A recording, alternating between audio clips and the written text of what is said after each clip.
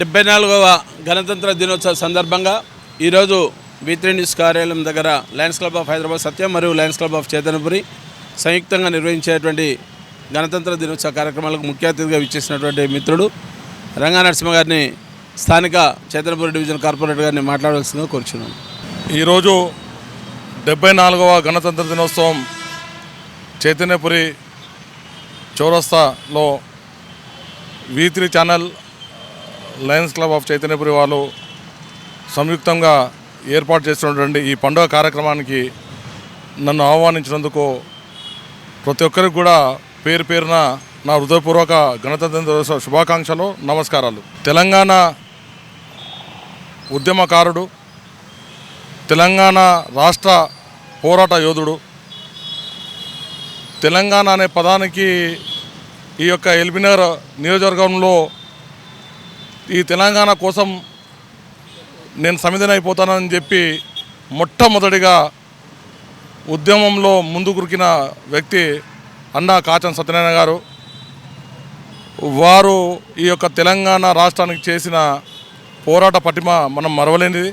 వారి ఆధ్వర్యంలో ఇక్కడ ఈ యొక్క పండుగ కార్యక్రమం జరుపుకుంటేందుకు చాలా సంతోషంగా ఉన్నది. మనందరం కూడా మన దేశంలో, మన రాష్ట్రంలో మనందరికీ ఎన్నో పండుగలు వస్తుంటాయి, పోతుంటాయి. మనం ఏ పండుగ జరుపుకున్నా జరుపుకోకపోయినా ముఖ్యంగా 2 పండుగలు జరుపుకోవాల్సిన బాధ్యత మన యొక్క ప్రతి ఒక్క భారతీయ పౌరుని మీదే ఉన్నది.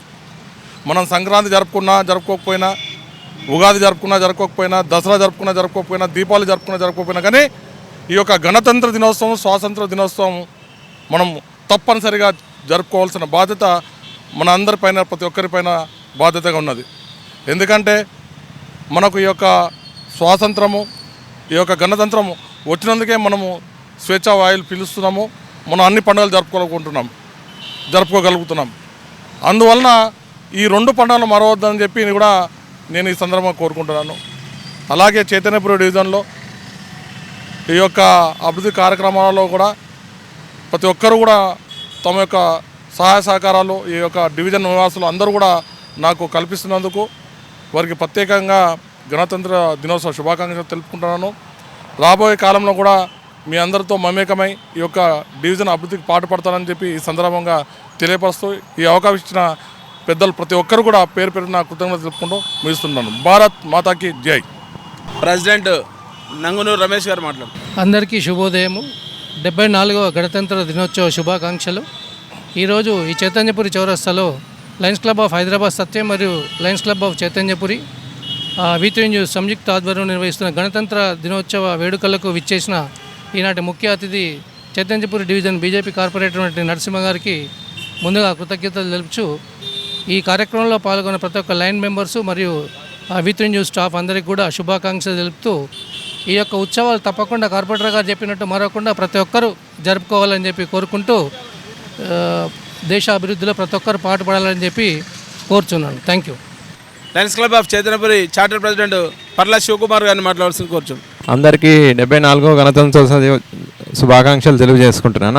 అన్నాను ఈరోజు పిలువగానే విచ్చేసినటువంటి విశిష్ట అతిథి, సామాజిక రత్న, సామాజిక సేవకుడు, సంఘ సేవకుడు, దాదాపు తెలంగాణ రాష్ట్ర పోలీస్ చరిత్రని ఎన్నో అవార్డులు అందుకున్నటువంటి మిత్రుడు మన ఎల్బీనగర్ ట్రాఫిక్ సర్కిల్ ఇన్స్పెక్టర్ అయినటువంటి లయన్ నాగమల్ గారిని మాట్లాడుతూ కూర్చున్నాం. ఈరోజు 74వ గణతంత్ర దినోత్సవం సందర్భంగా V3 న్యూస్ ఏర్పాటు చేసిన జెండా వందన కార్యక్రమానికి విచ్చేసిన ఇక్కడ కార్పొరేటర్ గారు, అదేవిధంగా V3 న్యూస్ చైర్మన్ గారికి మరియు వారి తోటి సిబ్బంది అందరికీ కూడా 74వ గణతంత్ర దినోత్సవ శుభాకాంక్షలు. మనకి 1949 నవంబర్ 26వ తారీఖు నాడు భారత రాజ్యాంగం అనేది పూర్తి కావడం జరిగింది. 2 సంవత్సరాల 11 నెలల 18 రోజుల్లో కంప్లీట్ చేశారు. కానీ ఒక మంచి రోజు ఈ యొక్క భారత రాజ్యాంగాన్ని అమల్లోకి తీసుకురావాలనే ఉద్దేశంతో 1930లో లాహోర్ దగ్గర రావి నది పక్కన పూర్ణ స్వరాజ్యాన్ని ప్రకటించి అక్కడ 3 రంగుల జెండా ఎగరవేయడం జరిగింది. దాన్ని ఉద్దేశంగా జనవరి 26ని తీసుకొని ఒక 2 నెలలు ఆగి 1950 జనవరి 26 తారీఖు నాడు మన రాజ్యాంగం అమల్లోకి రావడం జరిగింది. దీని వెనకాల ఎందరో మహాన్ యోధుల కృషి ఉన్నది. కాబట్టి ఈ యొక్క భారత రాజ్యాంగం 12 షెడ్యూళ్ళు 448 ఆర్టికల్స్తోని వివిధ సందర్భాల్లో మోడిఫికేషన్కి గురై మన యొక్క ప్రజల యొక్క బాగోగుల కోసం దీనిలో బాధ్యతలు, విధులు, అదేవిధంగా శాసన వ్యవస్థ ఇవన్నీ కూడా ఏర్పాటు చేయడం జరిగింది.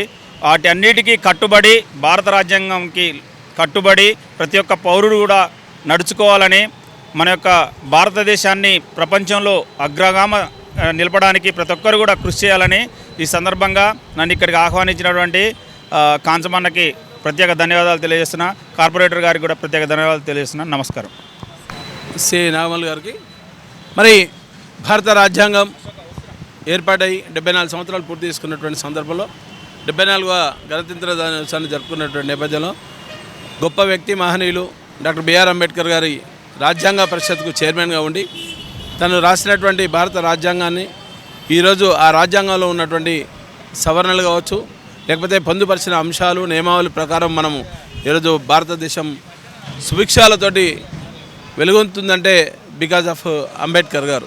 సో ఆ అంబేద్కర్ గారు రచించినటువంటి రాజ్యాంగాన్ని దృష్టిలో పెట్టుకునే ఏ కార్యక్రమం చేసినా, ఏ సంఘం చేసినా, ఏ కార్యక్రమాలు చేసినా, ఏ రాష్ట్రం చేసినా చివరికి తెలంగాణ రాష్ట్రం సాధించడమంటే ఆర్టికల్ 3 ప్రకారం అంబేద్కర్ గారి ఆలోచన విధానం ప్రకారం కేంద్ర ప్రభుత్వం పెత్తనం ఉండొద్దు అన్న ఒక ఉద్దేశంతో వారు తీసుకున్నటువంటి నియమ నిబంధనలను సూచించే తెలంగాణ రాష్ట్రాన్ని సాధించుకున్న దాంట్లో కీలకంగా కేసీఆర్ గారు ఆ అంశాన్ని ప్రస్తావించే దాని ద్వారా తెలంగాణ రాష్ట్రాన్ని సాధించడం, ఆ తెలంగాణ రాష్ట్రాన్ని సాధించిన దాంట్లో మేమందరం కూడా సైనికుల్లాగా పనిచేసినందుకు గర్వంగా ఉన్నది.